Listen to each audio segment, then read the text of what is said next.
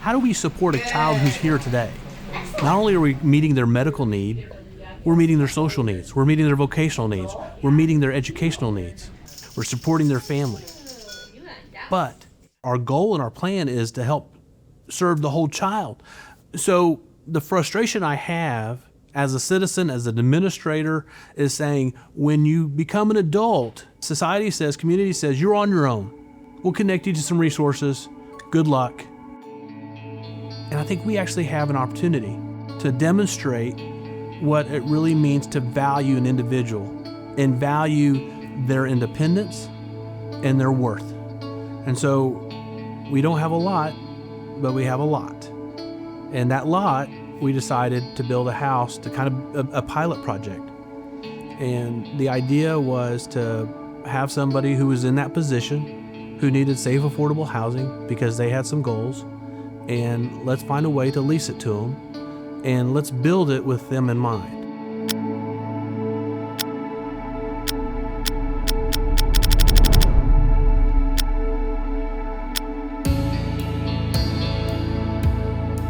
My name is Dewayne, and I was a patient here in PMRU in 2019. I honestly did not think Bethany was as good as it was going to be.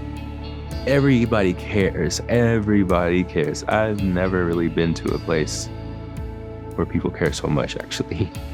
I trusted that they knew how to take care of me, and so when my therapies came, I worked as hard as I could so I can try to get my independence back in any possible way. 2 months after I left Bethany, I began to be able to move my arms and be able to sit up. And so once I was able to do that, I just immediately knew that I could be paralyzed, but I am not helpless. I have a platform, and I've been blessed with the ability to be able to come this far that I could possibly help others.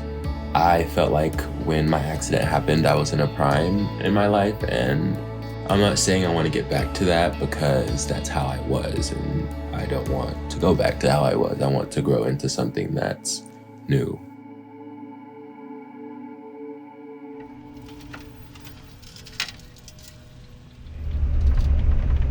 I have an image, but I don't like that image. You know, he had dreams and he had challenges, and the staff advocated for this patient, and it was more than one. I mean, it was several staff coming along saying, this kid deserves a shot.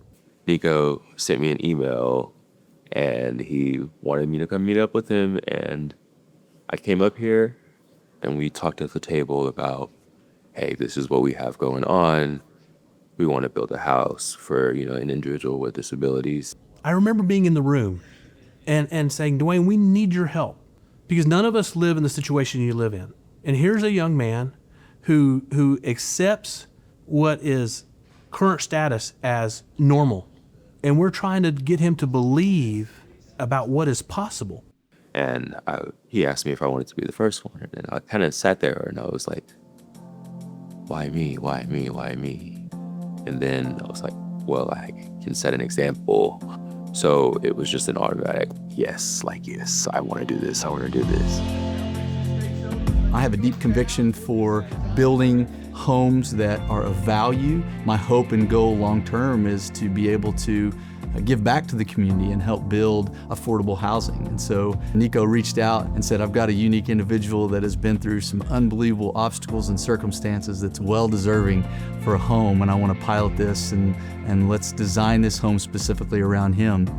We spent the afternoon with him at his apartment, and we got to see every aspect of his life, from unlocking his front door to checking the mail. We simulated cooking dinner. We simulated what it would be like to wash clothes and to do some of the things that just daily life brings. And so all the while, we're taking notes, we're taking measurements, we're looking and we're analyzing that there's not great turning radius in this area, but yet he needs light switches moved. We need plug-ins in different locations.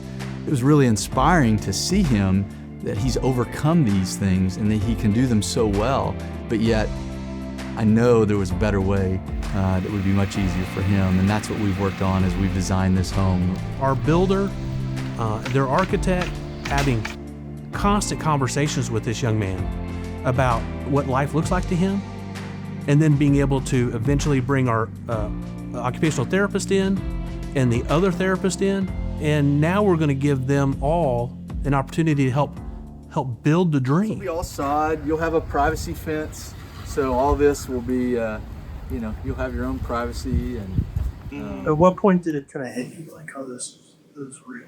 When I came and seen the house, yeah. for your wheelchair, and so you'll be able to go right in. It's so big. Yeah. It's a lot bigger. What? Yeah. So you'll come in, right, and here will be your laundry room. There'll be washer and dryer over here. A slot, like put your mail in. Trying to work on packaging. I can do a lot of things on my own, but with this house, I'll have so many opportunities to enhance that and get better at it. Spare bathroom. I can go cook. I can take out the trash. I can open the door. I won't have to wait and call the fire department when my chair is dead because I can't get inside my house. Having this house is like, I can get up and I can feel like a man and be like sufficient and be productive. I don't know, like my potential is like rising because Bethany, you guys, like y'all have been behind me this whole time and I don't even know why. You mean a lot to us, man. You inspire us, and every aspect of this home, we've had you in mind. Your story, you do deserve this. You do provide hope to so many people, and you will get an opportunity and a platform to tell this story.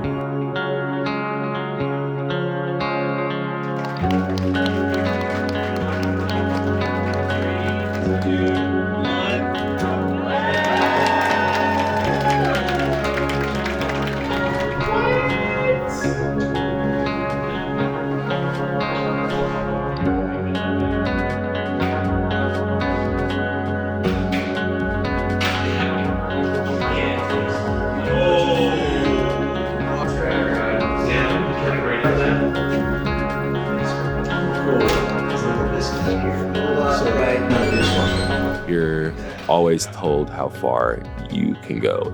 You can't do this, you can't do that. This is how it's going to be. And I feel like with this house, it just defies all of that. Yeah, this is amazing. This is amazing. The thought that I had, is I wish we could build 10 of these homes. And we start with one to prove that it works. And then we use that momentum to build the next one, to build the next one, to build the next one. Because that's the model that is set for us and made possible by Mattie Mallory and her faith in God saying, I'm going to stop here. I've been directed to stop here. I'm going to plant. I'm going to lay down the foundation. And that foundation started an orphanage and then transformed into a convalescent home, into a convalescent hospital, into the hospital it is today. And I promise you, she had no idea. And I promise you, I have no idea where this is going to go. But she had the faith to start with the one. And that's how we start.